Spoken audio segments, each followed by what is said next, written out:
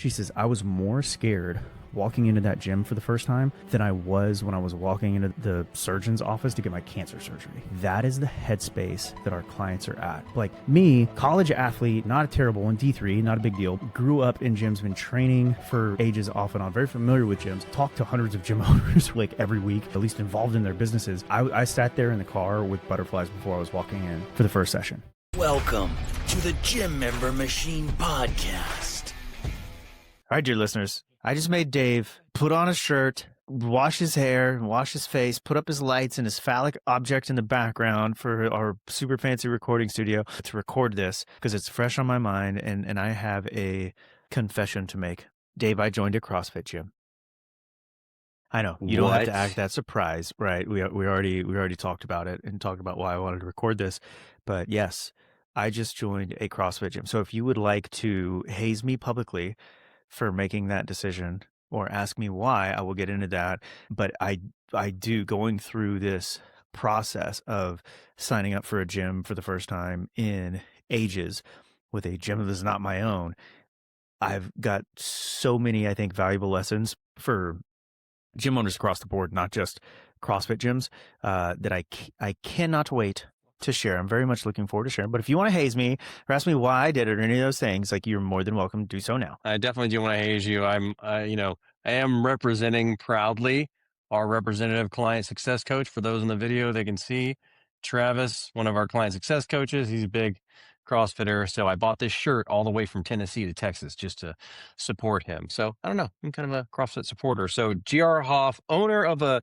agency for gyms, former gym owner, joins CrossFit gym. Tell us the story. Yeah. So I can't remember if we've talked about it publicly or not, but I've been in the hospital 3 times over the past 3 months. Right. So and a couple of them were pretty scary. The last one a week ago, literally today, was less scary, thankfully. So it was a little bit funny because our pal Mark Fisher and a couple of other gym industry friends were in London, and Mark was having issues with his gallbladder, right? And not severe enough to have to go to the emergency room or anything else. But I was kind of like lovingly, I was being loving to Mark, but then also talk shit about gallbladder problems in general. Cause I was like, Mark, you're like ripped, right? He goes to Burning Man with an 8-pack. And I thought like gallbladder issues were for obese alcoholics, right? And so I talked a little trash, because both my parents have their gallbladders out and I love them dearly, but they were both like, I had a great childhood. My parents loved me, all those things, but like they were kind of like high functioning alcoholics, like probably like by the letter of the law, by the definitions, like probably so. And sorry, mom. And they were also obese, and they've gotten, healthier, as they've gotten older, and I got into the fitness industry and things like that, thankfully. But, yeah, I was like, well, it's definitely not going to happen to me. Like, this isn't a genetic thing. Like, they were just fat and drank a lot. Like, that's why. Because I am not as big as I used to be, right? So I was 240 and not a good 240, not like a jacked, freaking roided up, surprisingly to all listeners. Like, I'm natty for life, so far, at least anyway. And but I lost like 40 pounds. So I've been hovering around 200 probably for a year, plus or minus a few pounds. And I was like, yeah, this is definitely not going to happen to me. Like, I'm by far the healthiest person in my family. I don't look, how do I say this? When I go to our gym industry events, it's like, yeah, like you don't necessarily look like a gym owner anymore, but you can kind of see that you sort of used to be that guy, maybe a little bit. It's like, I'm not the least healthy individual, but a month after, just as long as you don't stand directly next to Mike Baker, everything's fine. Like Baker, James Pratt, any of these jacked fucks. Literally a month after that London trip where I'm talking trash to Fisher, I am walking around with the most ridiculous pain I've ever had in my life. That includes ACL surgery like 3 years ago, all the recovery that went along with that, all the football stuff from back in the day. But big, crazy pain. I'm talking with Dr. ChatGPT. Like, do I need to go to the emergency room? Decide to fight it for a few hours. And then finally, like 4 hours later, 1 a.m., I'm going to the emergency room and they're telling me, oh yeah, like you've got gallstones. Like you need to get your gallbladder out. And there's a whole story there. I didn't go right away. Because by that point it was 3 a.m. Wanted to talk to the wife. We got 3 kids at home, all that stuff. They said, well, you can leave. They had stabilized me, do a surgeon consult this week, whatever, it was a whole thing. So multiple waits. I ended up having to go into the hospital prior to the scheduled surgery because I turned yellow, was freaking jaundiced, meaning that more bad stuff was going on. And then a month after the procedure, roughly, evidently I was so gunked up that they couldn't do the little scope thing to see if all the stones were out. And I started having this crazy gallbladder pain again. By the way, for listeners at home, I start searching subreddits and stuff like this. And on one of the comments was like, yeah, I had 2 kids without any medication, without an epidural, and my gallbladder attacks were more painful than either one of those childbirths. Like, I don't know if that's true or not. Could have just been a guy like gaslighting women or whatever, right? But like, it was super painful. I'm having worse pain than I was the first time. And I go back into the ER and they're like, oh yeah, you got a little stone left over and all your shit's like infected and whatever else. So it was another multiple day hospital stay. They had to do this thing. And then this procedure that was like February 1st. This procedure last week was just to like take all the stuff out that they had to put in and everything's fine, whatever. That said, I've had some health scares. I also, for the viewers at home, you can see the hair getting grayer and the beard getting grayer, right? Like I'm not a spring chicken anymore necessarily. And so, you listen to all of the longevity people that you want to listen to. I want to be around a long time. I want to be healthier. I have not been taking care of myself, training, things like that, like I should be. And I was like, well, you can't cite Peter Attia anymore because he's on like the evil island guys list, but all the others, Huberman, I think people still accept because it was just like, oh, you got lots of girlfriends, like if I'm a single guy, like teach me, all right. But Rhonda Patrick as well. She's now my peak longevity health expert. Please don't go to Epstein Island or however you pronounce his name. They talk about VO2 max being one of the biggest predicting factors of longevity and strength and muscle and things like that. And there's a CrossFit gym that is the closest gym to our home. There's not lots of gyms in our area, but there's a CrossFit gym that's the closest gym to the house. And I was like, well, CrossFit, I'll do some strength training. I do good with like an athletic endeavor. And I just straight up, I have the discipline to do shitty like hypertrophy workouts in the garage. I do not make myself do cardio. I have not brought myself to be able to do that. So I was like, well, if I join a CrossFit gym, like I'll have to get some of that good stuff along with the strength training. I typically get more motivated when I go do something else where I'm like going to be a loser in the gym for the first 1 to 3 months, 1 to 6 months, maybe in this case. And that'll like make me do more at home, be more dedicated to things. So I decided to join a CrossFit gym to try to live forever and until, make it past the point where AI solves all our problems and we live as long as we want to live or whatever. That's the story, Dave. That is why. Is it time to get into the gym owner stuff now, or is there anything else you want to unpack there? No, I think that's perfect. Yeah, no, I'm very proud of you. How many times have you been so far?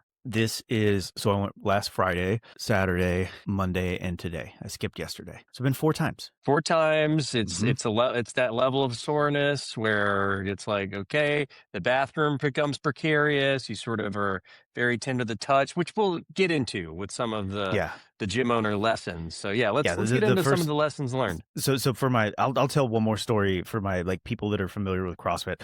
The first workout back was DT. DT is, and they did some strength stuff beforehand. Like the owner's like multiple times games guy and now a games master. Like the owner's legit. And so they did some like, directed strength work with 5-second eccentrics where it was deads. And then it was DT. DT is 5 rounds of 155 pounds, 5 rounds, 12 deadlifts, 9 hang cleans, 6 jerks. Or shoulder to overhead, whatever the hell, like I call it a jerk, right? 155 pounds was the prescribed weight. And that used to be like those types of workouts used to be like my wheelhouse. Because like former football guy, I'm tall, I'm heavy, I was relatively strong, right? It was like, I don't remember what DT is, but like, I remember that's one I feel like I used to like I used to do well at.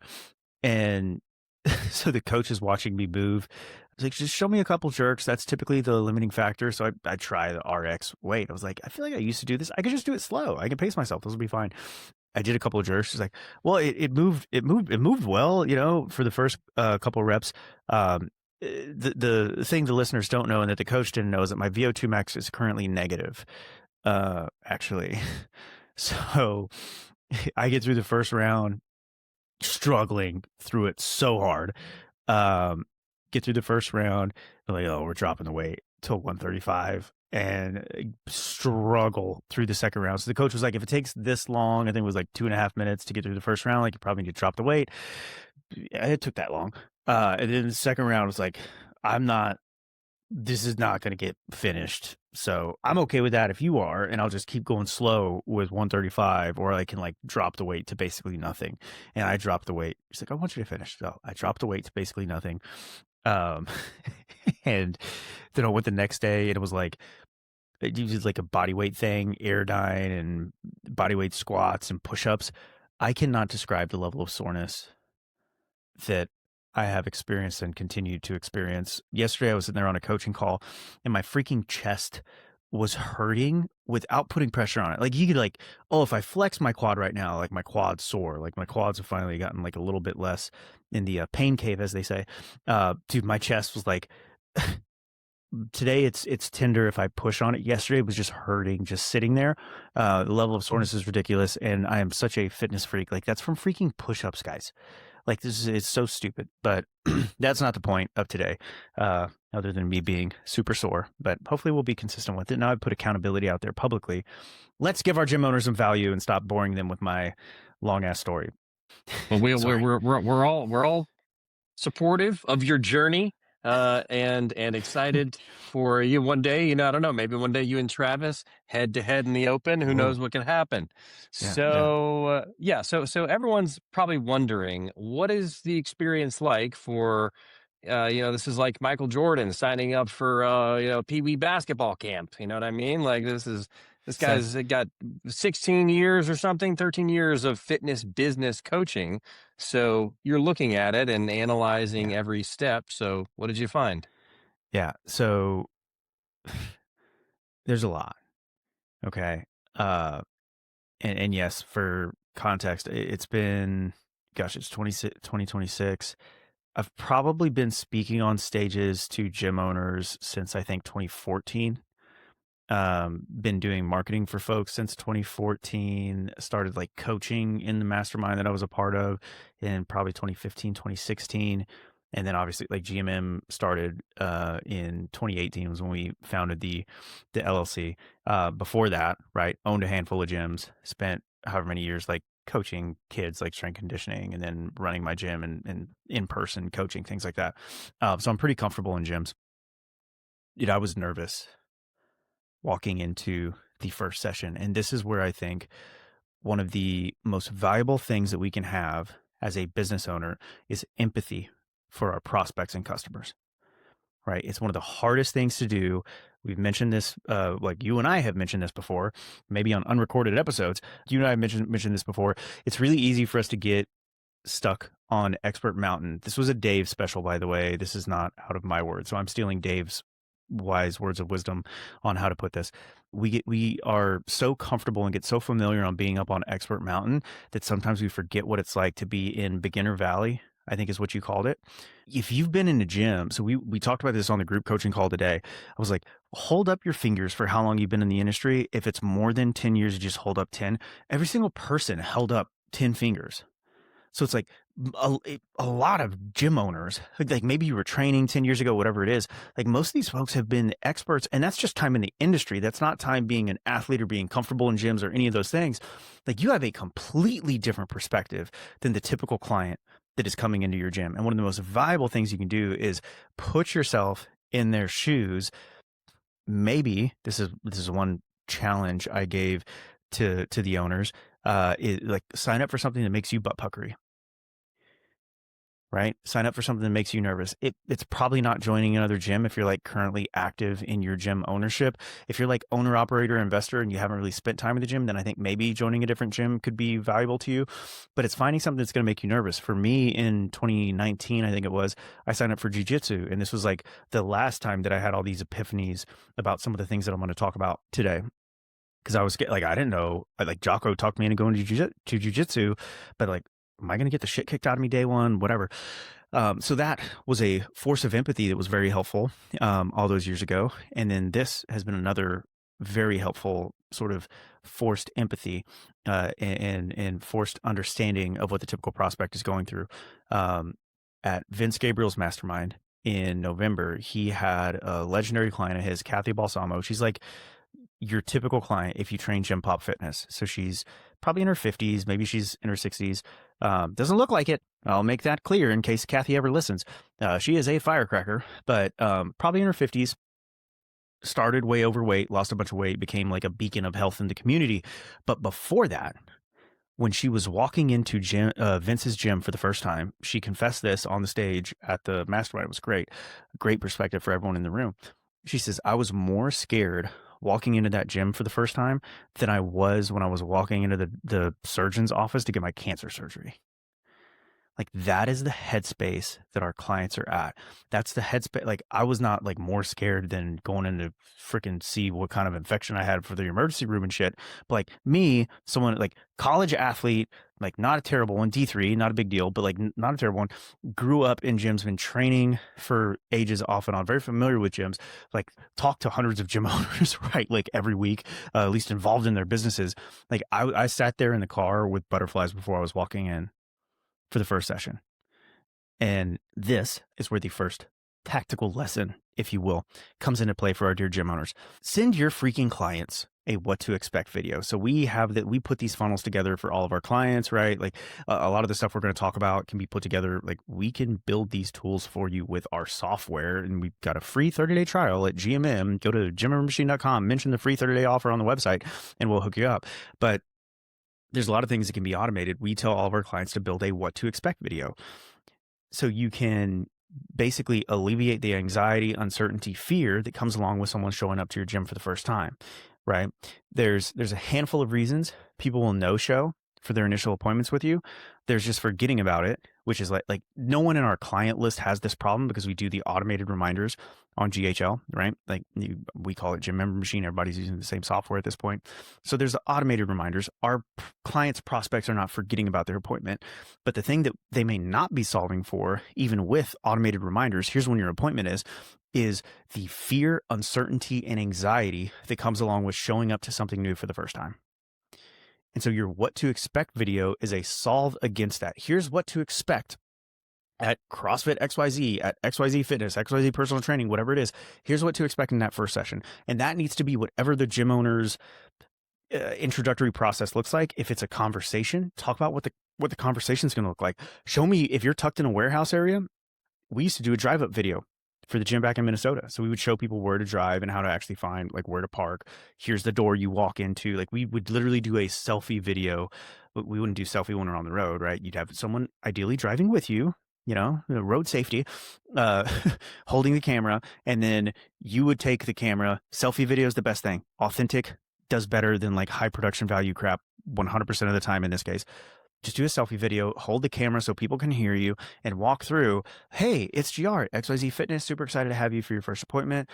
Here's how to drive and get here. You're going to walk in right through this door. You're not going to have to ask for anybody. We'll be waiting for you right inside. Here's what's going to happen next, right? Because what's going to happen next is going to be different, whether, if you're doing just a free class. So that's what I did at this CrossFit. If it's going to be a consult, starting point session, whatever. But you still want to let people know what's going to happen during that window, during that first conversation, that first interaction with you, so that you can bring down the blood pressure, the anxiety, et cetera. Because I guarantee you, there are tons of prospects in your market that will book something because you got them excited about it on a great sales call, follow-up call, whatever, and then no show because they get nervous.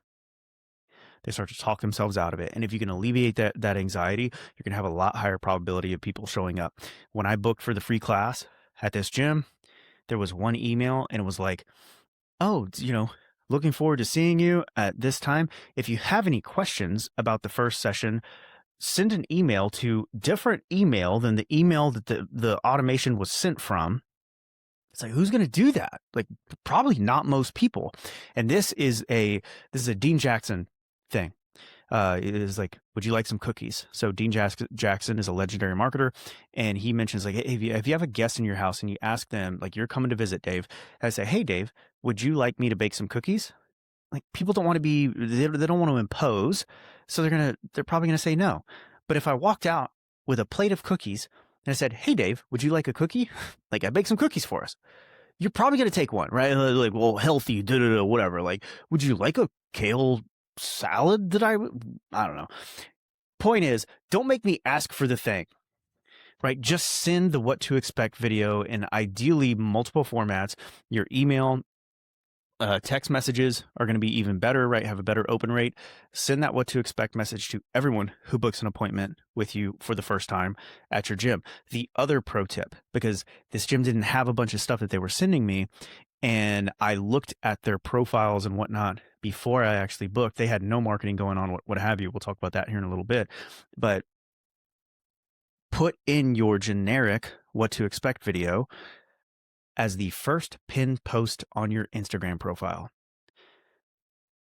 I'm so pissed I didn't think of this before, because we've been telling clients to do what to expect videos for freaking 10 years probably, right? Like back when I was coaching in other masterminds, I was like, we should totally do this. I'd never thought to put it as a pin post on your Instagram profile. It's again, when people, let's say you're doing marketing, right? They click an ad. They don't always opt in on the ad. Oftentimes they're going to go and stalk your other properties, whether it's your Instagram profile, your Facebook profile, your website, whatever it is. I think there's a lot of people on Instagram now. Dude, make the pin post on your IG profile the freaking what to expect video. You're going to have more people, then give them the opportunity to book on the profile, right? Bonus points. Because if I see, oh, this isn't that scary, now I'm more likely to book. If I've already booked and then I go stalk your profile and I see that video, I'm also more likely to show up to the appointment because you've dropped the uncertainty, anxiety, and fear that I have in showing up to your gym for the first time. Like, these are smart things. I think say, well, okay, that's the first pin post. What else should I do? You could do a number of different things, right? So one of our CS coaches that used to work at MFF, right? Legendary single location gym, Mark Fisher Fitness. They used to have a how to get started at MFF, which I think is also a good idea. My recommendation would be to put either a big authority driving thing, which most gyms probably aren't going to have. It'd be like, are you on a big podcast or are you on TV or whatever? You could put like a TV authority driven clip if you got some press or something as one of the pin posts. My recommendation would be to do success stories of people that are in your most common ideal client avatars, right? Your ICPs, ideal client profiles, as the other pin posts on your success story. So people can see what to expect when they show up to the gym for the first time. They can see a success story from someone that hopefully looks like them. And then another success story that covers like your second most common avatar. And that'd be a really smart thing to have on your Instagram profile. This gym had none of that. They had a lot of content. So you could sort of see what was going on in the gym, but like they're probably scaring away more gen pop, because like I'm probably not the fittest person that is opting in to do free classes at this CrossFit, because my guess is they're getting a bunch of people, like we're a big military city, right? They're probably getting a bunch of people that are actively searching out CrossFit, that already probably did CrossFit, they're looking for CrossFit in the area, whatever. So they're probably getting a lot of people like that. Dude, the lion's share of your market are not fitness freaks. They did not grow up in gyms. They're from the island of fitness misfits. And if you want to make fitness for those types of people and get those types of clients, which by the way are the lion's share of your market, they will pay more for you to solve their problems because they have bigger problems. Like me, I could train on my own, right? Like I know what to do. Now the question is like, do I want to hold myself accountable to doing it? Whatever. Like I don't necessarily need this gym to teach me how to train. These other clients, like if you pop the fitness cherry, to be like really gross about it, if you can pop the fitness cherry of clients that like never were able to win with fitness in the past, they fall in love with you forever, right? They're going to stay clients a lot longer than somebody who says, okay, like I needed to get back into it. I need you guys to get back into it. I'm good now. I'm going to go do this stuff on my own. Like it's cool. Like this was fun, but I'm out. Someone who's like, you have been the only human to have ever gotten me to feel like I'm winning with my health and fitness. Those are your lifers, right? That's a very powerful spot to be in. And you are losing those people if everything on your IG profile is a bunch of freaking, what do they used to call it? It was like fire breathers or some shit, right? Like a bunch of like badasses in your CrossFit gym doing crazy things. Like you're losing out on those other types of prospects if you're not having things mixed up on your Instagram profile where you're showing things from different people in your ideal client avatar. All right. There's that social media tip. So first lesson is a social media post that your gym is probably missing, but shouldn't, and what to expect right there. By the way, completely genius. I can't believe we haven't been doing that forever. So immediately implementing that with every one of our clients for sure. All right. And then we have your experience in the gym, like in the session, as well as like the next day. We'll take some lessons from your experience that gym owners can apply. So maybe let's talk about what the actual session was like and how it could have been improved. Yeah. I mean, the I think these people are great people, right? To be clear, like if they ever listen to this, I would not necessarily be embarrassed by it. Like they're good people. They they're doing a good job with their coaching, all that fun stuff, good experience. However, there are some, let's say, opportunities for improvement, opportunities for wow, opportunities for like making the prospect right on the other side say, oh my gosh, this is amazing, like these people really care, I want to be here forever, like these people are on top of their shit. And so that's what this is about. It's not like this gym sucks. It's like, hey, how would we make this an even more amazing experience for your people? First thing, so first session, I'm not going to get into like the details of the session outside of the stories that we already told, but look, I did the session. The sales process was a little bit of a like a joke to a certain extent. Like it was, I talked to the owner after. He's like, yeah, well, normally like people will sign up for another free class. Like we can get you in next week. And I was like, dude, you're not gonna high pressure close me. Like what's going on? He's like, no, you sign up for the free class through the app, right? He's like, all the stuff is on there, and there's like an unlimited and a 3 times a week and punch cards if you want to do that. I think we give you a discount if you like sign up for a few months in advance. Like that's it. Like you just do it on the app. So we're not talking about the sales process, right? Like there's a lot to dive into there. We've done other things on sales. I won't belabor that point. My bigger point is, look, I'm pretty sure I was the only new guy like this week. I might be the only new guy this month. Most of our gyms, even the gyms working with us, like, and I don't think this is a damaging admission. I know people have talked about like online, or you get on your newsfeed, you see like, oh, get 50 clients in 3 seconds or you don't pay. Like, dude, what are you going to do if you're a training gym? What are you going to do onboarding 50 clients tomorrow? Like, you don't want 50 clients, right? Like you typically, like a really great sweet spot, like 8 is okay. Like sometimes really pretty healthy. 12, 15 is great, like 20. And now it's almost like the operational complexity of signing up 20 people every month can be more of a challenge than we like want to have, and maybe taper things down a little bit. My point is, you're not onboarding 6 new clients every single day, right? How hard is it for you to send a personalized text message? I think, God forbid, get on the phone and call your clients the afternoon, or if it's like an evening session, call them the next day and check in on them. So I got 0 check-in afterwards. Was I grumpy about it? No. But would it have made me feel better about the business? Like, absolutely. So, and this, people don't answer the phone anymore. So if you call all of your clients after their first session, it could be the coach, it could be the owner, it doesn't matter, and you drop something specific about what happened in the session, like, hey, GR, wanted to check in on you. I know you had your first day yesterday, or like, I know that first session was tough, right? Tough day to come back on. Love how you pushed through it. Just want to let you know if you need anything, you could reach out here and let me know. Looking forward to seeing you in the gym next time. That's it. Okay. How long did that take? Look at the freaking timestamp. It's probably 15 seconds, but it makes the client, because they're not going to pick up the phone most likely. And if they do, great. You have the same conversation and answer questions they have, whatever. But all I'm going to do is see the freaking notification that a voicemail came through and be like, oh, that's sweet of them. I'm going to read the freaking transcript because I'm a monster, and be like, that's like, they care. This is nice. This makes me feel more warm towards the business, more trusting towards the business. They actually care about me. This is a positive thing. There's no excuse for not doing that. I'm sorry, when you're onboarding 1 person a week, if you're lucky.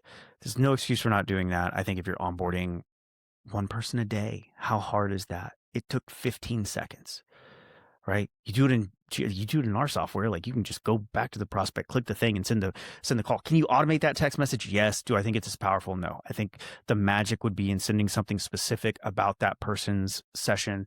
Like, hey, GR, you really crushed that first round. Like, I respect how you tried to get after it. Hey, Sally, like, love how you pushed through those inverted rows. You did a great job figuring out, like, whatever it is, that specific thing I think is powerful. Okay, so there's that. The other quick note is I signed up online, right? So there's no sales conversation. I got nothing after I paid. So I paid for the biggest package was like a 3-month paid in full. And this is a very inexpensive gym. So it was like, so great. Like I'm going to do this before they maybe become a client. I tell them to raise their prices. Right. But I got nothing afterwards.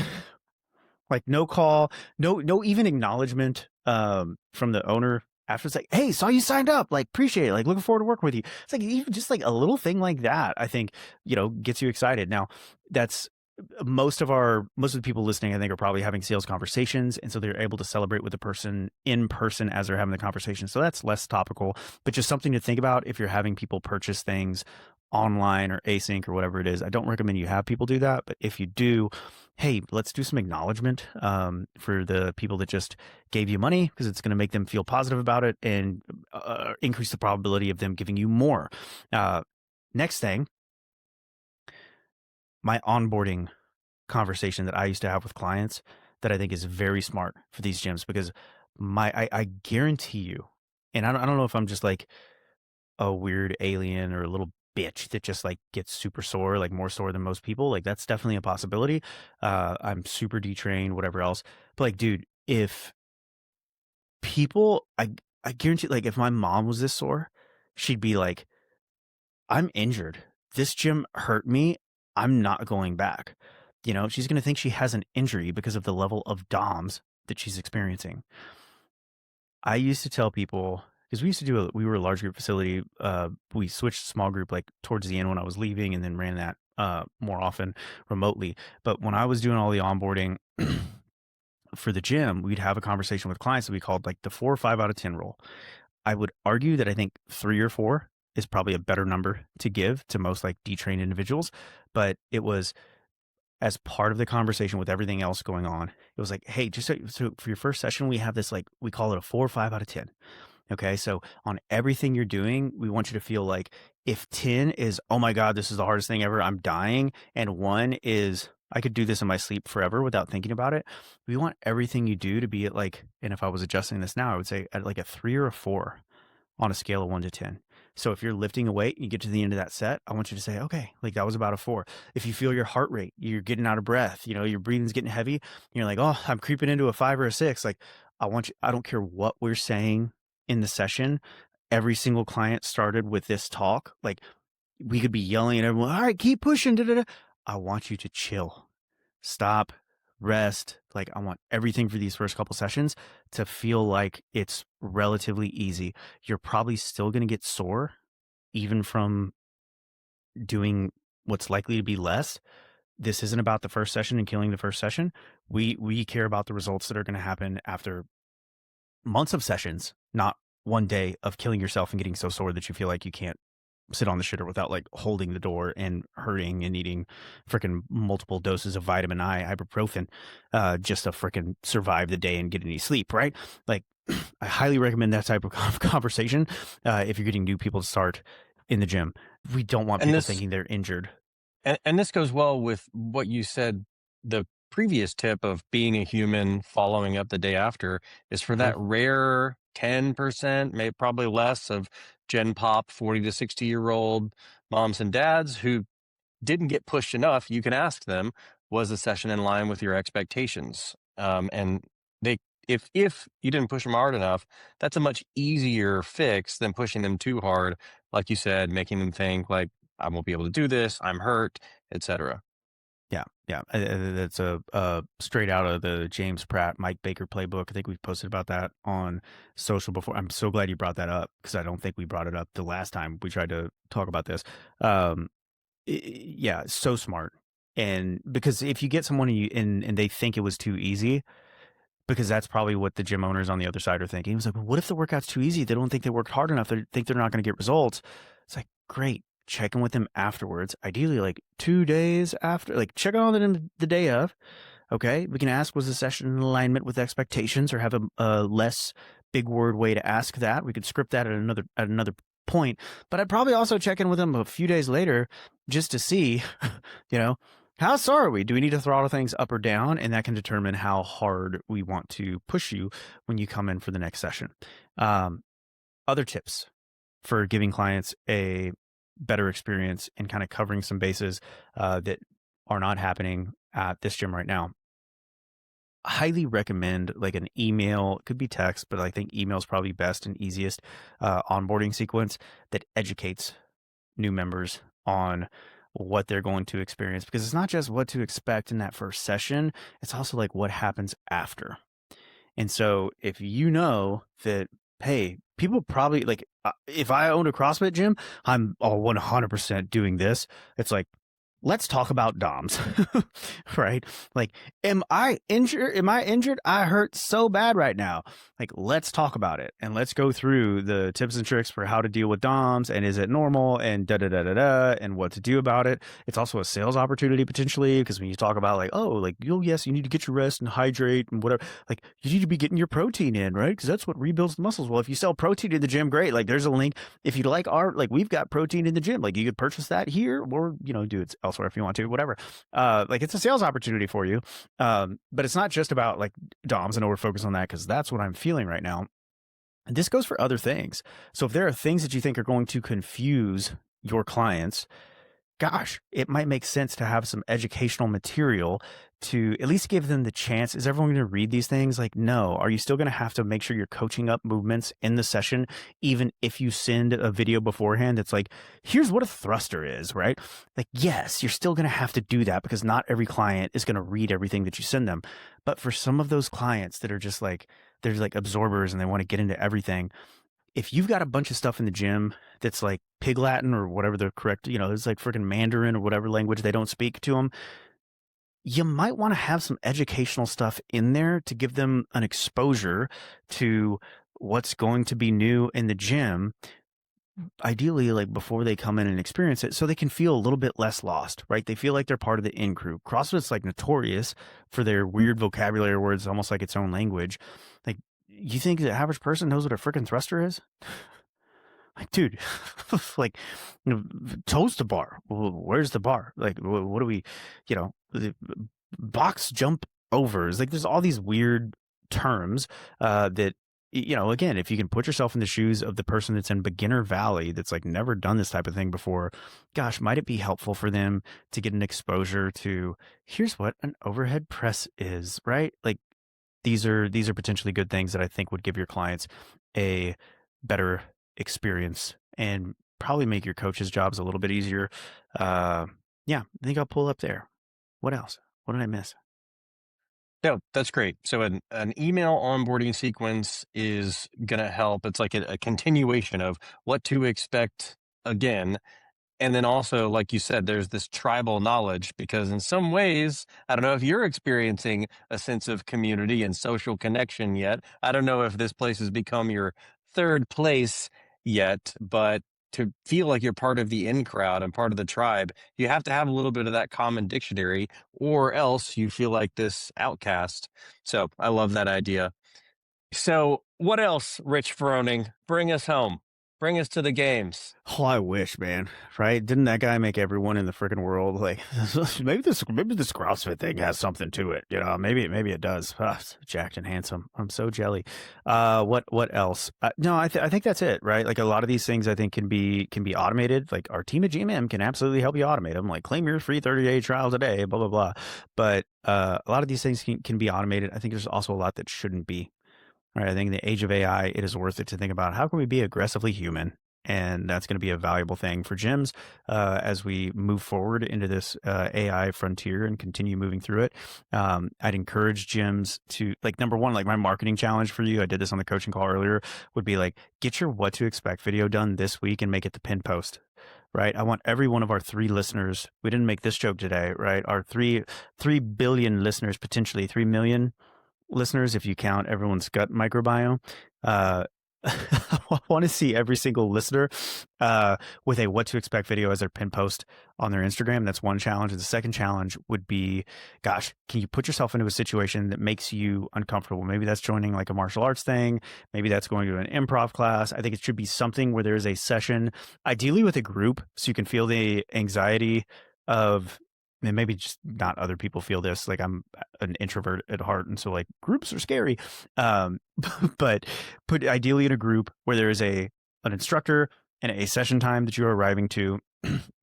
and just experience that for yourself and kind of take notes as you go through the process, where it's okay, like what would have made me more comfortable here? I'm feeling nervous right now. Like what might fix this, right? What might have made this more comfortable? Oh, it's after the thing, right after the first session. Like, how do I feel about this? Or what would I have liked to experience leaving the session?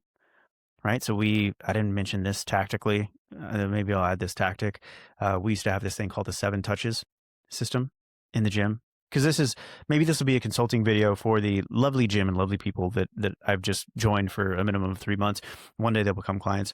But while they do a great job of like the coaching and cueing and things like that, I do think there's room. And again, I think I said this when I talked about it, maybe on the coaching call.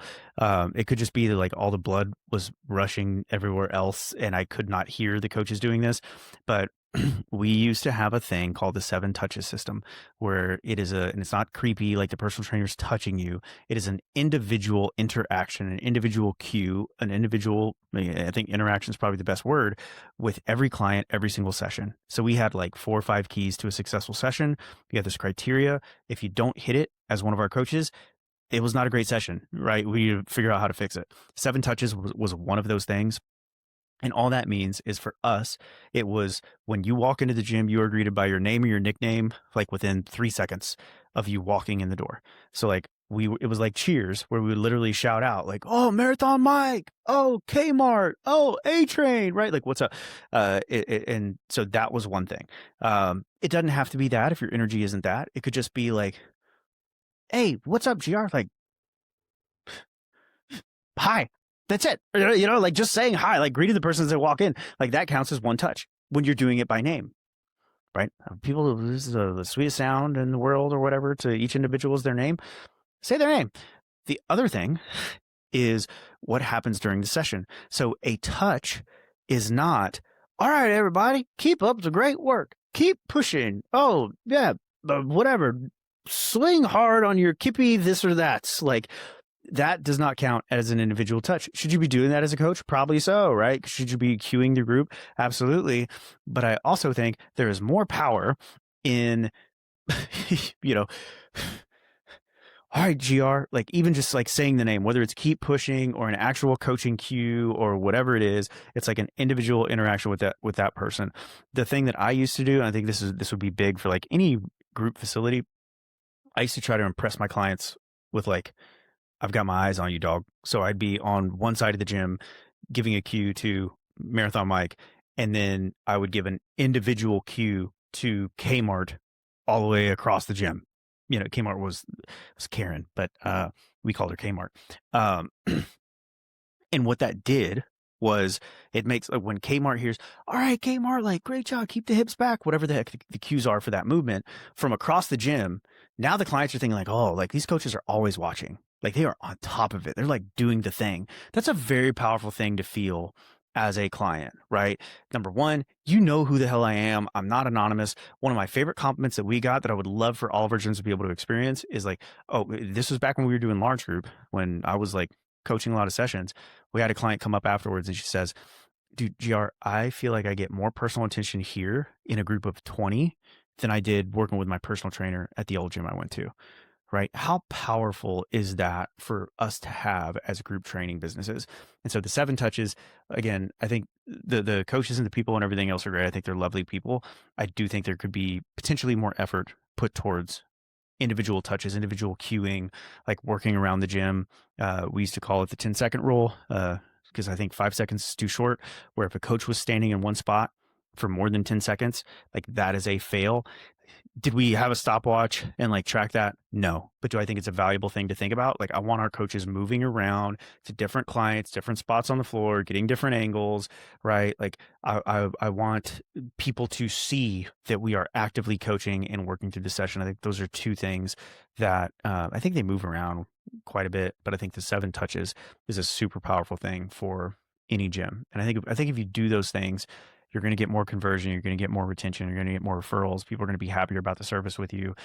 Like people are going to stay and pay and refer more of their friends if we can execute on those things. And I think that is where we will pull up. Boom. All right, folks. So let us know if you go put yourself on uncomfortable situation, ideally with a coach and a group. And if you put these tips into practice, you'll make more money with fewer headaches. So with that, we'll see you next time. Like and subscribe if you want more shit like this. Love, hugs, talk soon, bye.